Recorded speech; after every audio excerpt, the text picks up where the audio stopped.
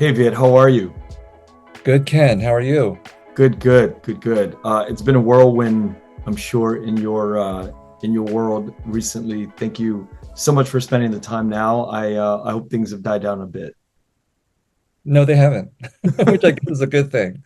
Things are still pretty busy. What are you busy with?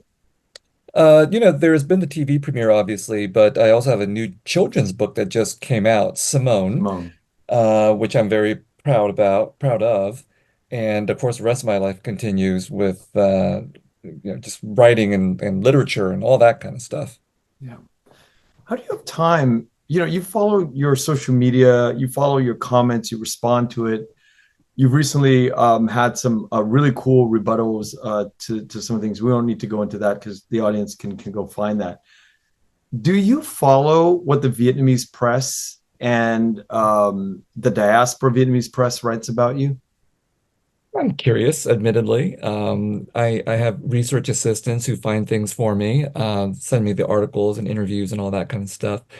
And I am kind of curious about how the Vietnamese people, including the media, are responding to the sympathizer. So I don't respond to these things directly, but I'm curious to know what the reactions are, positive and negative, just for my own sake. And what do you think of it all so far? I think it's a healthy discussion. I mean, it's unfolded pretty much exactly as I imagined it would. The Sympathizer, the novel, and the TV series are provocative works, especially for people who are seeking validation through representation. And if that's what people want, they're not going to get it. So, I mean, the novel and I think the TV series are designed to certainly represent, but to provoke through representation, not validate. And that's a very key distinction. And then, of course, expectations are very, very high on all sides, many sides, whether people are in Vietnam or overseas, whether they were for or against the war or the communists, or et cetera, et cetera. So, of course, there's going to be some strong opinions, and I think that's a good thing. Good TV series, good entertainments should expect to have strong opinions if the art is strong. I don't know how many times I get asked a week what I think about it. And it's weird. And I'm like, I think about what would Viet say if he was me?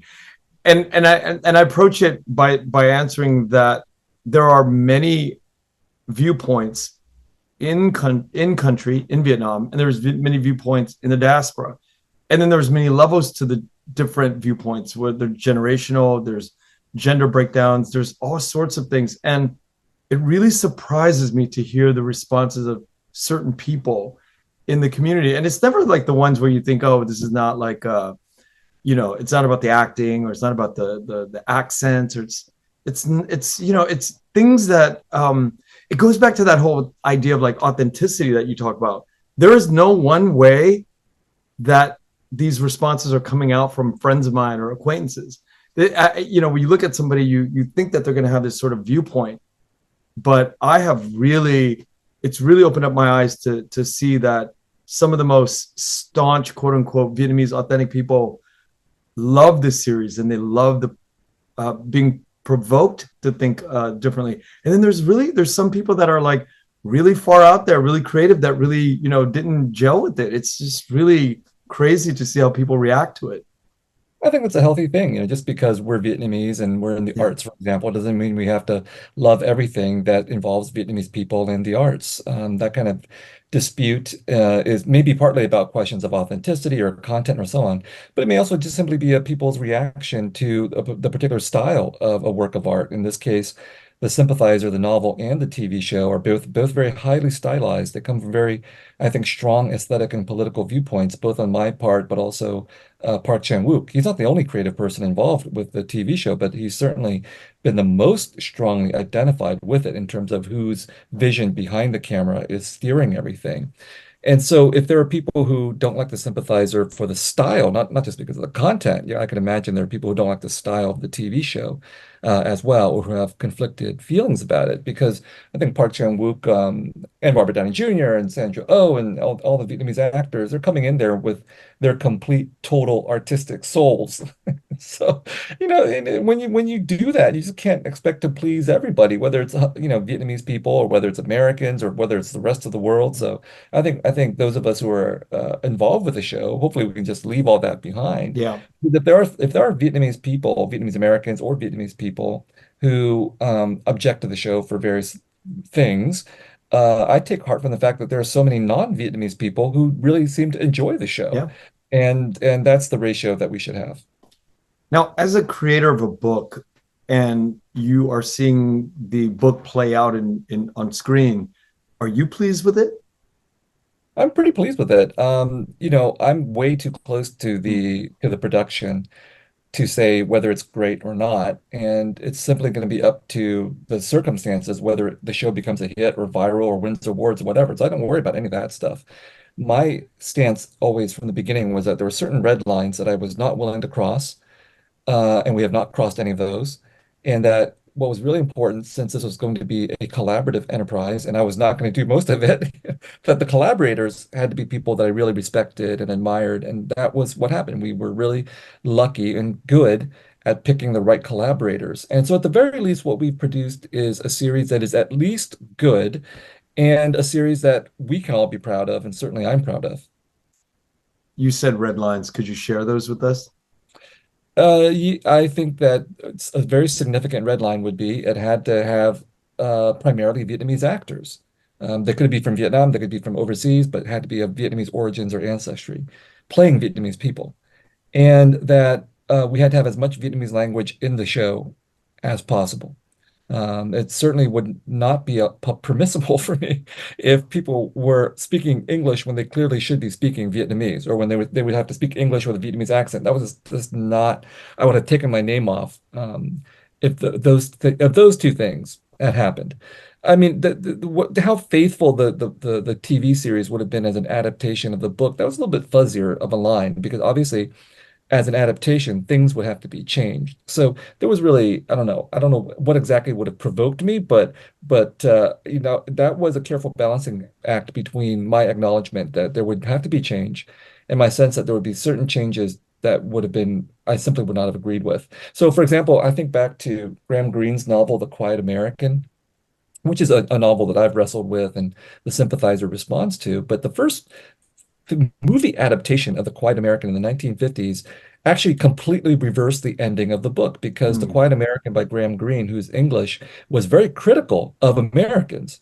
And then the end of the movie adaptation actually turned that around to make it more sympathetic to Americans. So if something equivalent had happened to The Sympathizer in the adaptation process, I would have walked away. You write about often you talk about Vietnamese people depicted in film as being told by a different group of people, white people, doing our narrative, and it's frankly it's just not accurate. But when I think about the creators, of the producers and the creative team, for the most part, a lot of them were not Vietnamese, but the actors and the red line that you talk about, you got that. But the sort of the creative team, I think, when you're reading the credits, they weren't entirely Vietnamese. Do you feel like we were portrayed in a way that satisfied you? I think so. And again, we get to this collaborative issue. I remember this one guy, I'm not going to name this person, just a random person said over social media, like, how dare you not have a Vietnamese director or producer on this? And I was like, we have talented Vietnamese directors, obviously, but do we have somebody that HBO would entrust with $100 million? What do you think, Ken? No, No, I not don't think yet, so. not yet, not yet. But I have something that interesting to add to this after you're done. But it's a very complicated situation because uh, in order for us to have had a show where you would have 100% authenticity behind the camera, you would have to have literally dozens, hundreds of people who are of Vietnamese descent who would be have the experience to handle some of these issues and then would also be willing to work on the show. And so I don't think people have acknowledged enough the difficulties that we have faced trying to work with people of Vietnamese nationality or citizenship. It's not that we don't want to work with people. It's that I think that there were some people who removed themselves from consideration because they were afraid of the political complications of working on this show. So that was a sort of an invisible constraint that was placed upon the show that I think a lot of people may not be aware of. And the other thing is that for certain aspects of the show, which are being shot in the United States, for example, we had to work with American-based talent. So wardrobe, for example, do have Vietnamese people working in wardrobe, but the head of wardrobe costumes, whatever it's called, Danny Glicker, he's great. And his job was partly to, reproduce everything that looked like the United States in the late 1970s. I'm not sure we could have found someone from Vietnam who could have done that kind of work, or someone with a Vietnamese American who had seniority that A24 or HBO would have agreed to. So there were all these constraints that were taking place. Um, the producers, Nee Fitchman, the first producer, Nee Fitchman, the guy who approached me and optioned this originally, he's Canadian, not Vietnamese. But there wasn't no Vietnamese person approached me to option the show. And would there have been a Vietnamese producer with the clout and the Right. experience to pull this off? I don't know. Don McKellar, co-showrunner, Canadian. He had worked with Park Chan-wook before. Uh, I mean, partly for me to work with Don and Neve was a recognition that at least they weren't Americans. I think Americans would have screwed me over in a lot of ways in some of the key creative components of this. Park Chan-wook, not Vietnamese, however, a genius and someone whose aesthetic and political vision really vibes with me. The more I talk to him, the more I hear what he says in interviews, the more I hear how he describes the show in public, the more I think he's actually much more in sync with me than a lot of Vietnamese people. And so, given that choice, in some sort of hypothetical scenario, should I work with any Vietnamese person or should I work with a non-Vietnamese person whose aesthetics and politics very closely match with mine? I would always choose Yeah. the latter. Yeah.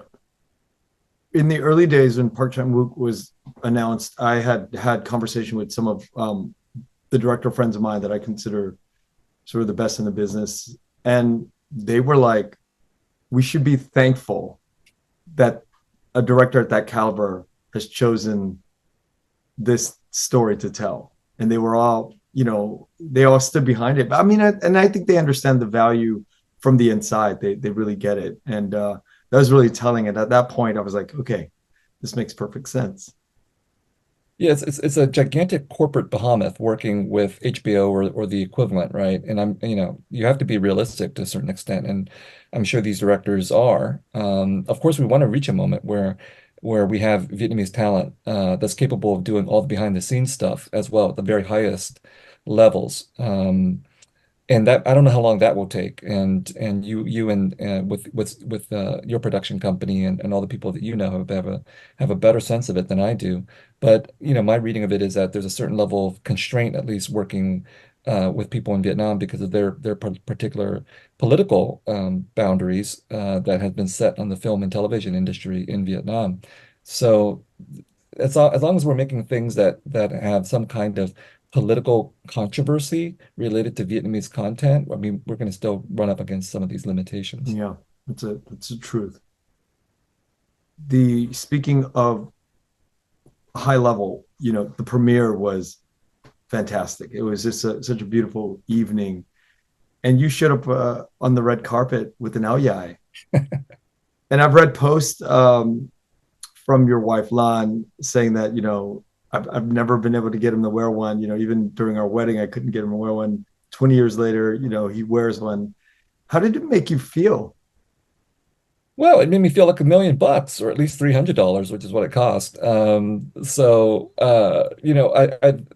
I resisted wearing the ao dai because the ao dai that I grew up with, in terms of men's ao dai, were just very traditional. Didn't spark an interest in me. I was not interested in, again, demonstrating my Vietnamese authenticity in that way. Yeah, I'm much more interested in sort of more complicated notions of authenticity and inauthenticity and hybridity. And so the ao dai that Lan chose was designed by Thanh Nguyen Atelier. And he's on the cutting edge, I think, of ao dai design, as far as I know. yeah, Did a fantastic job with Lan's custom-made ao dai. And for me, I got one of the off the rack things that fit me perfectly. And I think it's very interesting to get an ally from Ty because he is a part of this more hybridized diasporic relationship to fashion, authenticity, culture. So working out of the same galaxy of assumptions that someone like me is coming from. And I think that the premiere demonstrated that. There were a lot of people wearing the more traditional ally. There were a lot of people wearing Ty's creations or at least more modern versions of ally. There were people wearing, a Western fashion, let's say, designer brands. Zui Nguyen showed up in, he plays mutton. He showed up in Burberry, I think, according to his Instagram post, but he was barely covered, you know, which is That great. was He looks fabulous. And then behind the scenes, we had a Vietnamese American DJ and then we had Beau, doing the most of the catering and brodards. And so it was all of it was like diasporic, hybridized kinds of takes on Vietnamese culture, which was perfect. yeah, it was lovely. Lovely to see all the Demon Slayer and Brodard and Beau. Will you wear it again out? I mean, is this is a consideration for you? Oh yeah, absolutely. I like the way it looked. People liked the way it looked. It fit well and all that. There were some other men wearing other Thai Nguyen Atelier creations, and I was like, yeah, I want one of those. But that might cost me more, so we'll see. And I saw and had been following you brought your sister to the premiere. Can you tell me how that all like went down? Because she's coming from Vietnam, right? Yeah, well, I mean, that story is something that I think resonates with a lot of Vietnamese people because, the war fractured families for a lot of us. In my family's case, we had left her behind in 1975, amidst all the chaos, terror, and confusion of the end of the war, and she was 16 years old. So she had been left behind to fend, not fend for herself, but to guard the family property, which she could not do. She was 16. And so all that was taken from her, and she was sent to work on a youth brigade to rebuild the country, specifically around Dak Lak, where our hometown was in Ban Mê Thuột, now Buôn Mê Thuột. And so, I would not see her again until 2004, when I would go back to Vietnam, I think, for the second time. And then from 2004 till now, I didn't see her again in person either, although we're Facebook friends. So that means once in 49 years, I got to see her. And she just emailed me a few weeks ago and said, "Oh, I'm coming. I got my visa. I'm coming." I was like, "Okay, well, you didn't ask me or you didn't tell me what dates or anything, but fine. I'm not gonna. This is great. So we'll make it work." And her timing couldn't have been better. I mean, we didn't plan it. She just happened to show up exactly at the moment when the premiere Oh, was she going didn't know? on. Like you didn't She didn't invite her? know You it. didn't... I mean, she knew there was a TV show, but I don't think she knew that this was the premiere week. So she came a few days before that, and it was great to see her interact with my children and to teach them some Vietnamese. And I took them out of school for several days so we could go around and do touristy things with their aunt. And then I had been invited to go to the private party the day before the premiere, and I emailed everybody involved and I said, "Look, I can't. My sister's coming from Vietnam." And immediately, you know, uh, the team responded saying, "No, I mean the team Downey wants you to be there. Take your sister along." And Oh, so she and I was like, "Okay, well, ask her." I said, "Hey, you're not going to know anybody here. Do you want to go?" She said, "Yes, I want to go." So we were the first ones to show up at this very fancy private party at the Chateau Marmont, one of the legendary hotels on Sunset Boulevard. We were the first to show up. The next person to show up 10 minutes later was Robert Downey Jr. And he was gracious, I mean, but I have to say one thing here. When I told my sister about everybody that was coming, she was most excited about Gu Jin and about Gu Zuyen, not about Robert Downey Jr. But he was very gracious, took photos with her. He had his personal photographer doing photographs of all the cast and the producers and so on. And so we had our picture taken by his personal photographer. So she had a blast, I think. I mean, she was totally I mean, she could barely speak English, but she was totally fitting in and taking selfies and all this kind of stuff. Everybody was treating her great. And the next day was the day of the premiere. And my brother comes, and he hadn't seen my sister in 49 years in wow. person, you know. So it was the Hollywood ending, not ending, but whatever, the conclusion to this particular phase of our family story. I just feel very grateful that circumstance made that possible, even if at the same time that happy exclamation point in the middle of our story as a family was only made possible ultimately by the tragedy of the Yeah. war. I talk about this idea of the inability to fully communicate with each other when one part of the family speaks only Vietnamese, the other part is raised with English. And I'm imagining that your sister and you are two people who are probably not fully on, firing on words. Did she ever express like how she felt with, how far you've come? So, we're on Facebook, and before her visit, we were communicating. And Google Translate is a good helper here. I mean, with Vietnamese, it's not great, but I have enough Vietnamese so I can correct the problems with Google Translate. But at least it can give me a draft to write. And then when she got here, we did not speak English. So I was really kind of worried. Like, I don't, what am I going to talk to her about for 7 days or 8 days or Yeah. however long she was with me? And in fact, we spoke all at the time only in Vietnamese, like 90% in Vietnamese. And the 10% that we didn't, Google Translate, I was like, oh God, I don't know this word. And it was great. So I knew more Vietnamese than I thought I did.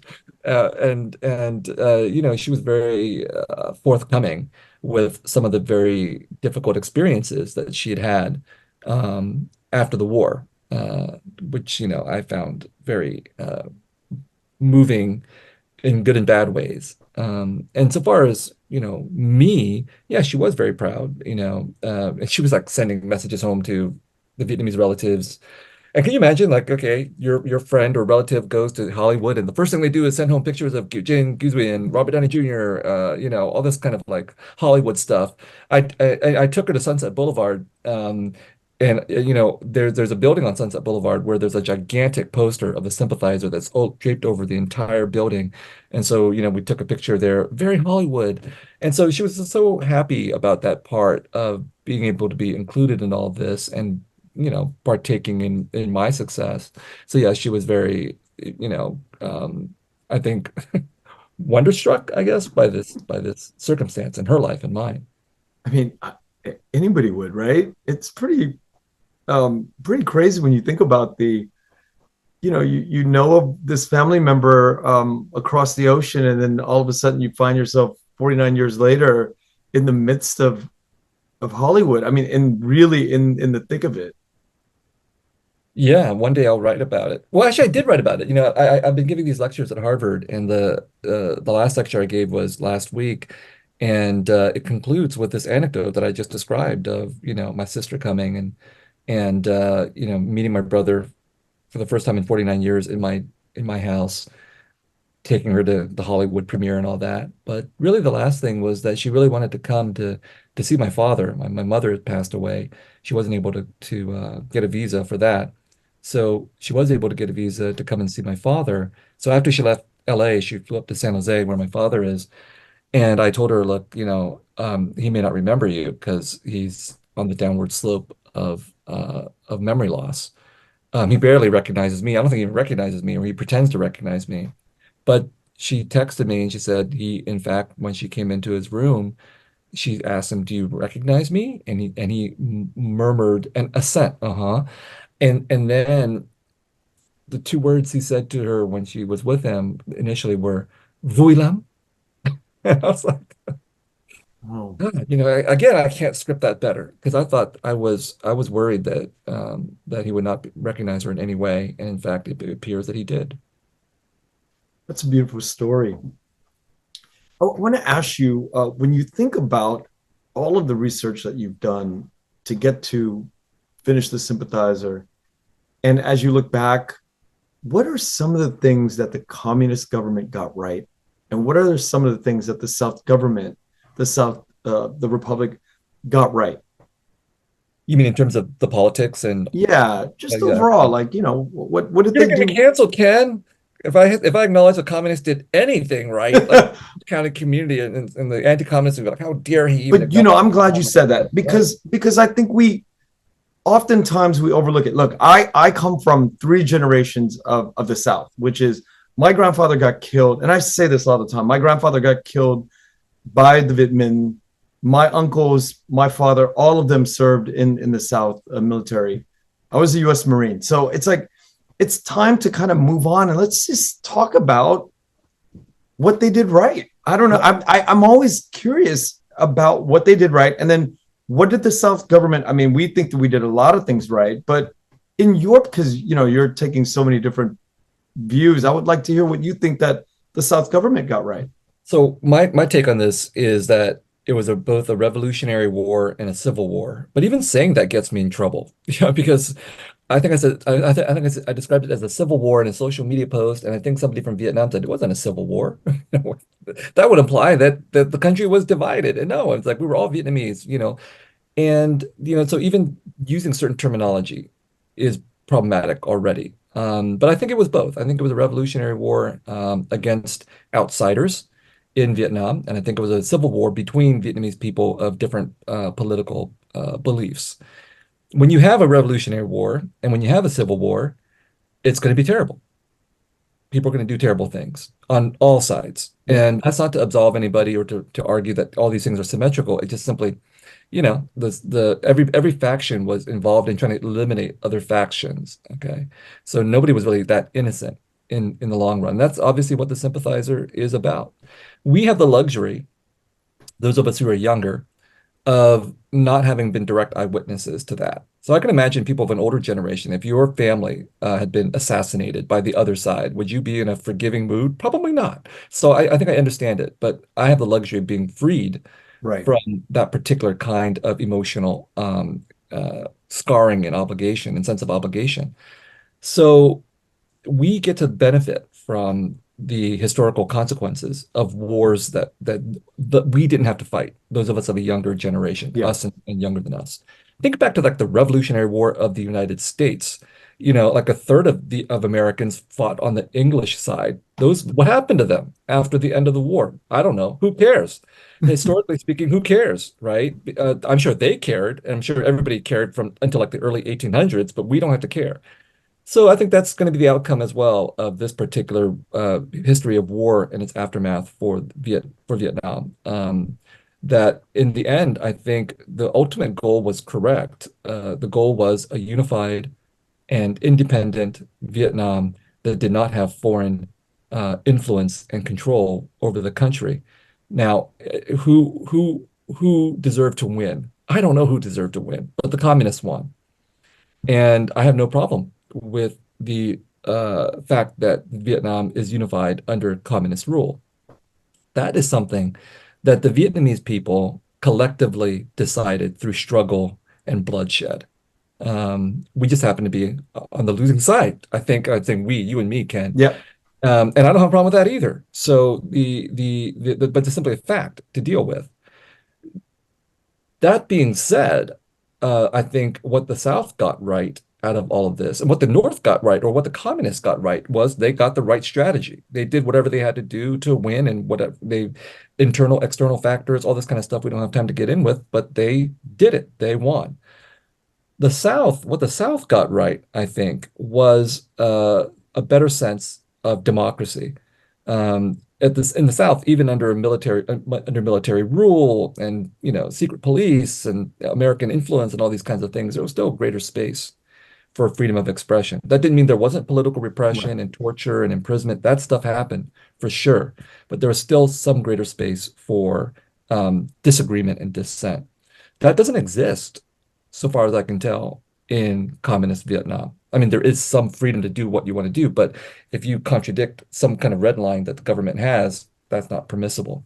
So I wish there was some magical blend of living in a society in which, the people who won the war get to run the society, but that they still allow for dissent, democracy, freedom of speech, things like this. I don't know if we're going to be ever going to get to that, but that would be sort of the ideal world for me. Yeah, and I asked you that question as an exercise in my right to ask these questions because 3 years ago I would never dare to ask a question like that. But because you've sort of led the way with really just saying and speaking your mind and kind of showing that there needs to be a plenitude of storytelling and we can't just be afraid always to be canceled. And with that, I want to ask you, are you ever in that space of worry to be, canceled?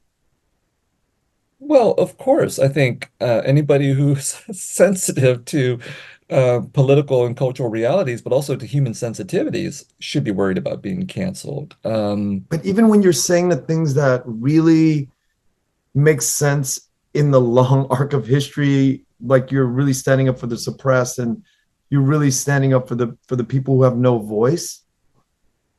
I think first of all, I think that one has to have the strength of one's convictions. Number one has to have convictions. Okay. So you have to, in my case, I think I'm constantly trying to think through I know what my convictions are, but I'm trying to think through how the social political situations I face have to be reconciled with the convictions that I have. Now that's the hard part.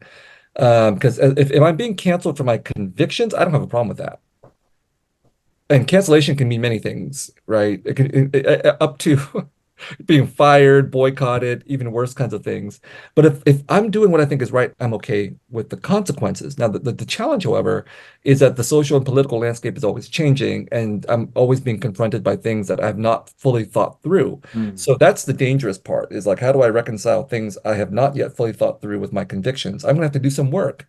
I'm gonna have to learn. I'm gonna have to educate myself. I'm gonna have to expose myself to people who are better informed than I am, so that I can come to a conclusion that I can be comfortable with that is amenable to my convictions. So right now we're talking about something that, in terms of the Vietnam, the war, the consequences, I think I'm pretty good. I think I know this history. It doesn't mean that obviously everybody will agree with me. In fact, it's a guarantee that not everybody will agree with you, no matter what position you take on any of the issues we've discussed so far.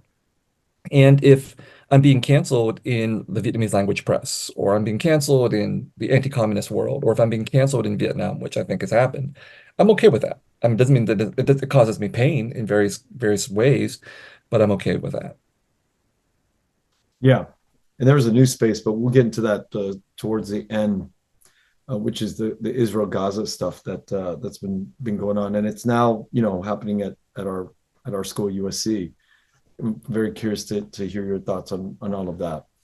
Um, as you're sort of like watching the series and you're going through production, and I'm assuming you visit set, what goes on through your mind as you're watching words come out of actors' mouths or signs or the actual landscape, physical landscape of the set design?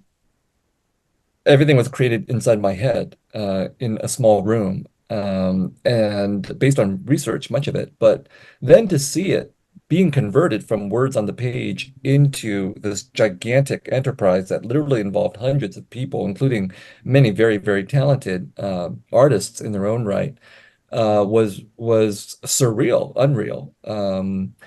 I like to say that, for writers, the only thing that our art costs us is our lives, and no one cares about the lives of writers. But a TV show, this kind of TV show, costs $100 million at the very least. When you have all that money being thrown at it, a lot of people are going to care before the thing is even finished. And so it was really interesting just to go there and just see the sheer scale the spectacle involved in the making of it. When people watch the TV show, it's already a spectacle, but the making of it is also a spectacle.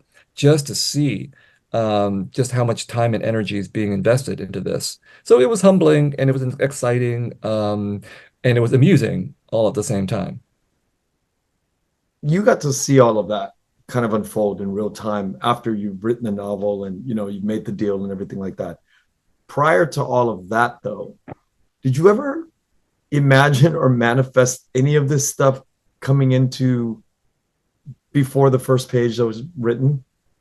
Oh, never, never. I thought I was pretty sure this would be a novel that Hollywood would never want to make, exactly for the reasons that we know about, which is who wants to spend $100 million in Hollywood, in the United States, to allow, like dozens of Vietnamese people to talk. That's the reality of it, right? Like you could imagine $100 million for a bunch of white guys to do stuff, but like for a bunch of Vietnamese people, uh, the cast is, I think, like 90% Vietnamese. I'm just taking a guesstimate from the looks of things and the dialogue. I don't know what the ratio or the quantity is, but there's a lot of Vietnamese dialogue going on in here. And the content it's a weird kind of a content, I think, for Hollywood, for Americans, for maybe the world, in the sense that it's not so remote that we are distanced from it and therefore don't have to care about it, like Shogun. Like I haven't watched Shoguns. I'm not dissing Shogun or anything. I'm just saying like the Shogun is like a really complicated historical, it's set in a really complicated historical time period of which Americans and most people all over the world know nothing, Right. and yet they're willing to watch it. The Vietnam War, again, most people don't know a lot about it, but it's a little bit too close, a little bit too potentially provocative. I think you can't really romance it in the way that you could exoticize the Shogun period, for example. So we're in a really challenging situation with the content of the Sympathizer. So no, when I was writing the novel, given and especially given the way that I knew I was going to write the novel as something that was provocative and unapologetic and no holds barred, I just really had no illusions that Hollywood would want to or dare to make it. So joke's on me, I guess, in the end. And do you think can you tease perhaps any of the other books that you've written that might turn into another season? Well, I mean, there's a sequel called The Committed. I think HBO should be well aware of it. I don't know. I've done my best to like just drop hints. Hey, there's another book, you know. But who knows? It's even more of a challenge with The Committed because the sequel of the Sympathizer, The Committed, which continues with the adventures of the captain and Bon in Paris. It's a gangster drama, lots of violence, lots of spectacle and all that kind of thing. But it's in Paris, it's in France, and I think of it as the anti-Emily in Paris because it's set in the refugee quarters and the immigrant quarters of Paris where the people of color are. I mean, I think Hollywood might be willing to spend $100 million on Emily in Paris, but are they going to spend it on Vietnamese and Algerian refugees fighting it out over the drug turf in Paris of the early 1980s? We'll see.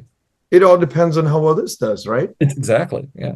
Yeah, yeah. And can Robert Downey Jr. speak French? I don't know. So, we in America we've seen protests against the war in Vietnam in the 70s, and a lot of stuff took place. And there's a history of all of this, students against the government or students against the administration, and we're seeing it. I can't believe we're seeing it in modern times in ways that are like just blatant. And you happen to be sitting in the middle of all of this, and you're speaking up, you're speaking out against it. It's in particular a student. Was she the valedictorian, and she's the graduation commencement speaker? Yes, I mean, the way it works is that at USC, you have to apply to be valedictorian, but the GPA cutoff is 3.98. So it's really high.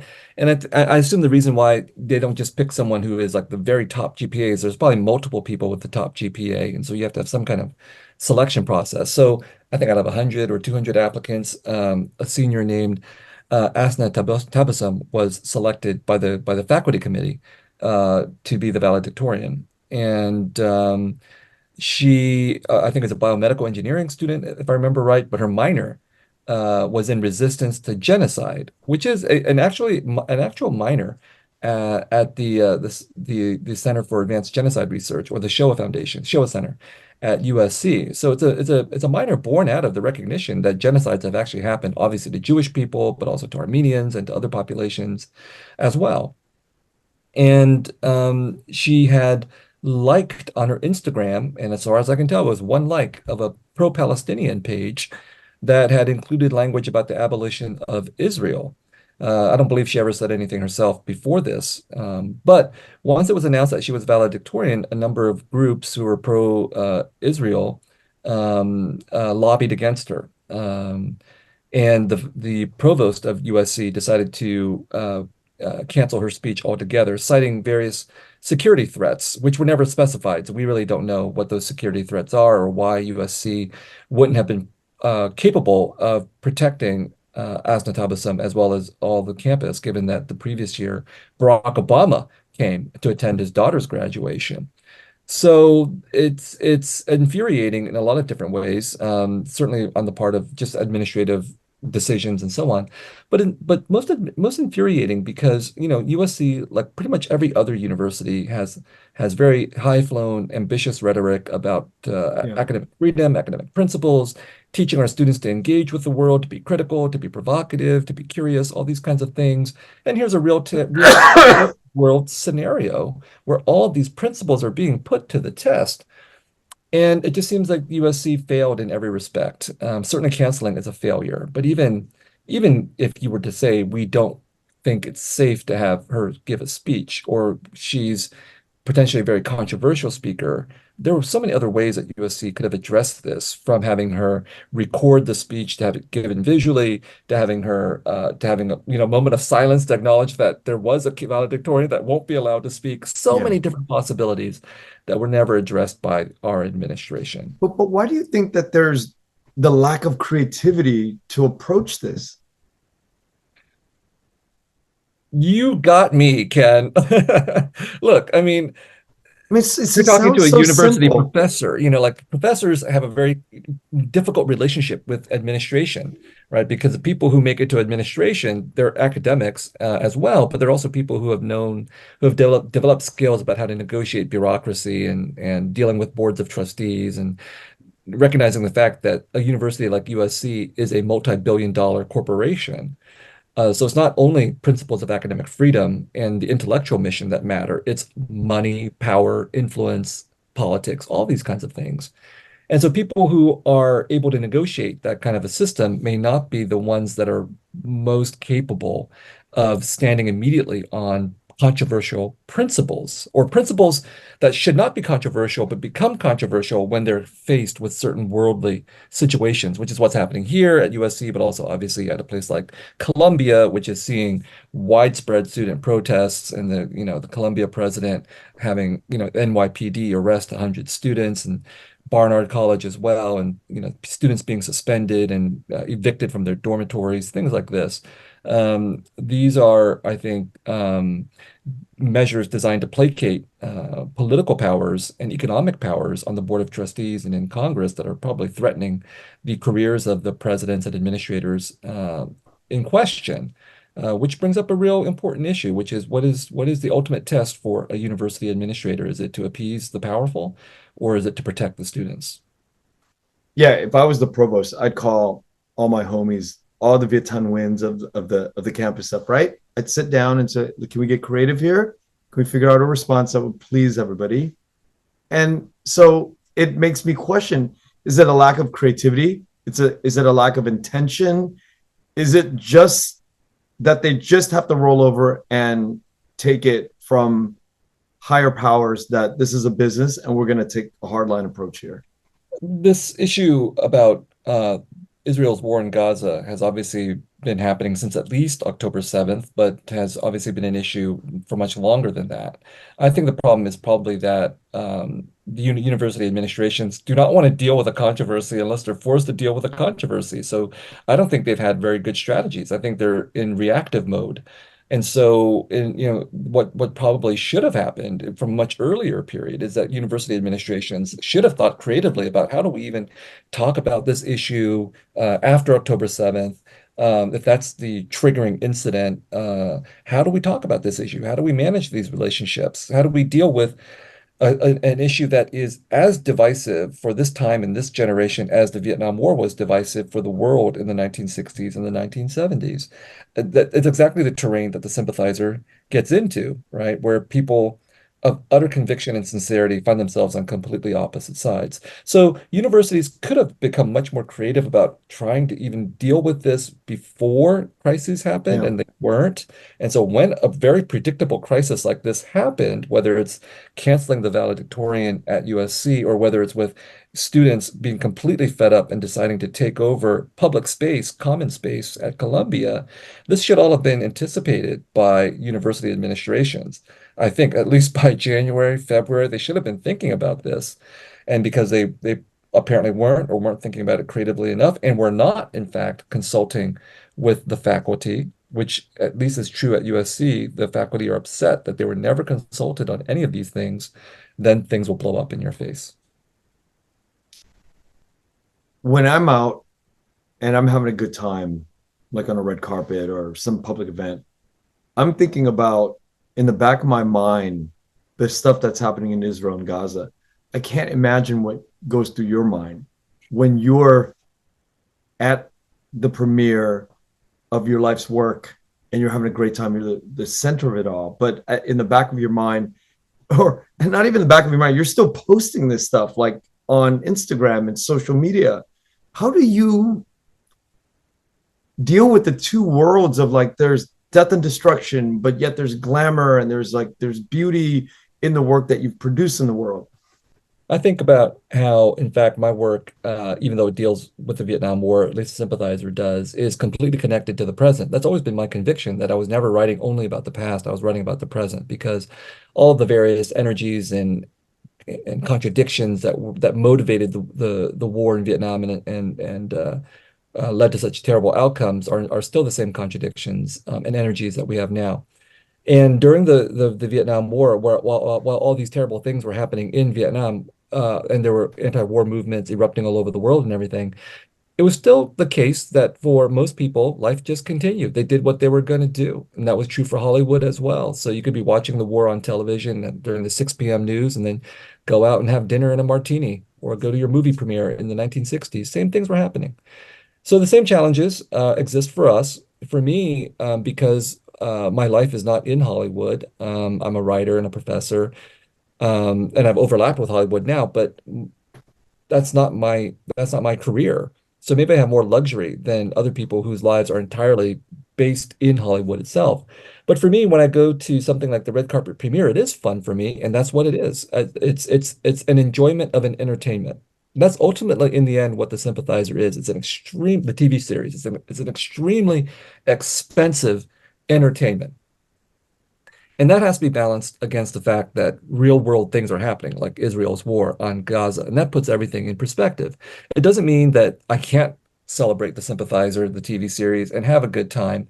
But to also pretend that that's the only thing that's happening is also like would be a moral failure on my part, I think, given my concerns and what I write about. So it is, in fact, very difficult for me because I have to fluctuate between enjoying and celebrating a work that is not only about me, but is also about the hundreds of other people, creative people who are involved in the show. I want their work to be recognized. I want their work to be celebrated. I want their work to be rewarded in the world. And yet at the same time, I'm also cognizant that there's all these other people I know whose lives have been drastically affected by Israel's war on Gaza. So I have to do both. And the fact that in my Instagram feed, you can see the contrast between Yeah. a TV entertainment about a war in the past and real life images about a war in the present, that discombobulating reality and juxtaposition is in fact the world. So I'm actually okay with having that mix or mashup happening in such a dramatic way on my personal feed. This mix and mashup. You do a lot of you put a lot of thought into your posts, and I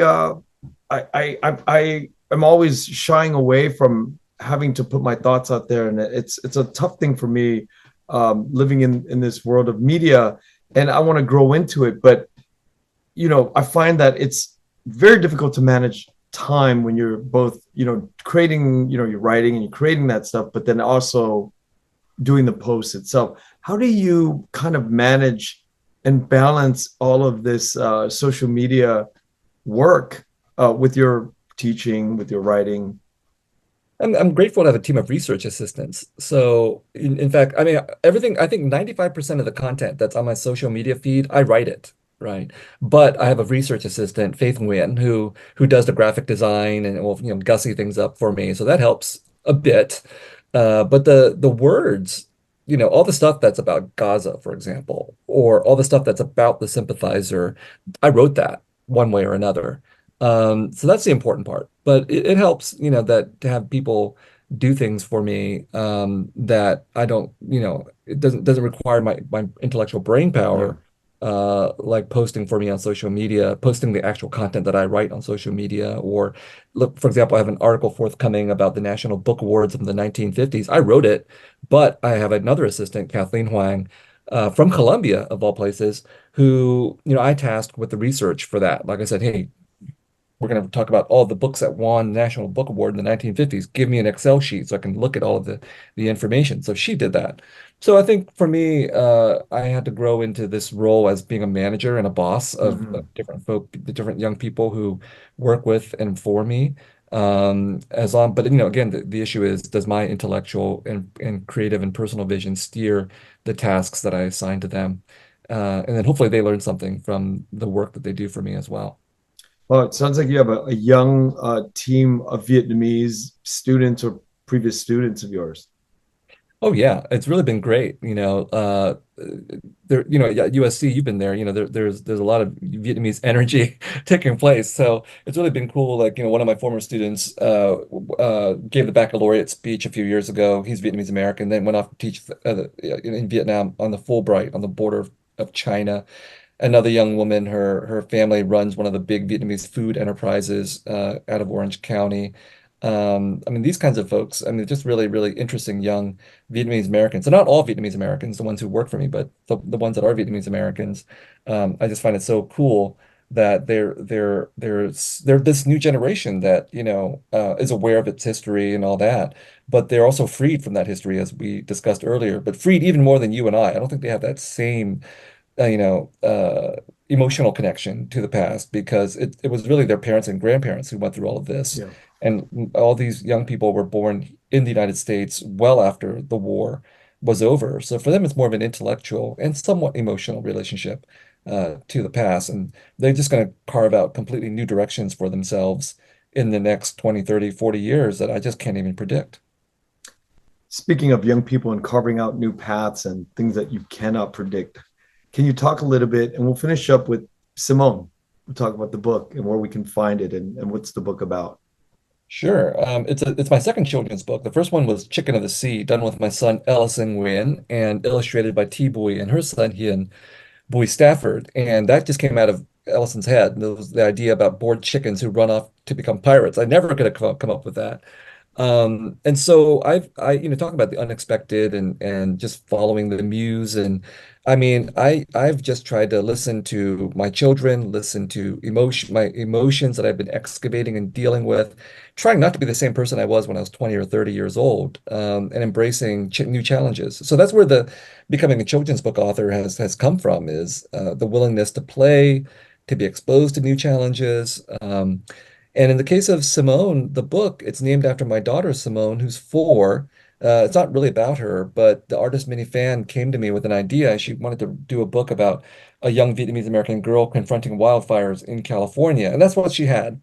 And so I took that and I expounded a whole story about this young girl who's probably 8 or 9 years old, and about how she is an artist and, displaced from her home by wildfires. She turns to her artwork to cope with being displaced into a high school gym, and trying to inspire other children to use art to distract themselves, but also to imagine a different and better future and world for themselves as well. When does the book come out? Yeah, you can probably order it now, but the official release date is May 7th. But the hard Okay. copies are definitely out there because Minnie and I just did an event together at the LA Times Book Festival with the hard copies of the book. And go to my website, vietnamese.info/events, for a rundown of our public appearances for Simone. In fact, I'll be back from my travels on May 5th, and that weekend there will be a few events from Pasadena to Riverside to Long Beach in LA, where Minnie and I will be together talking about Simone, including the Viet Book Fest in Orange County. Viet, thank you so much for coming on the show. I always enjoy having you in my life and seeing you in our community and having you on the podcast. Thank you so much. Thanks so much, Ken. Always a pleasure. Thank you for listening to The Vietnamese with Kenneth Nguyen. Special thanks to Brittany Tran, to Jane Nguyen, Catherine Nguyen, Tina Pham, Sydney Jamie, and Christo Trin. Please find us on Instagram, Facebook, and TikTok at The Vietnamese Podcast.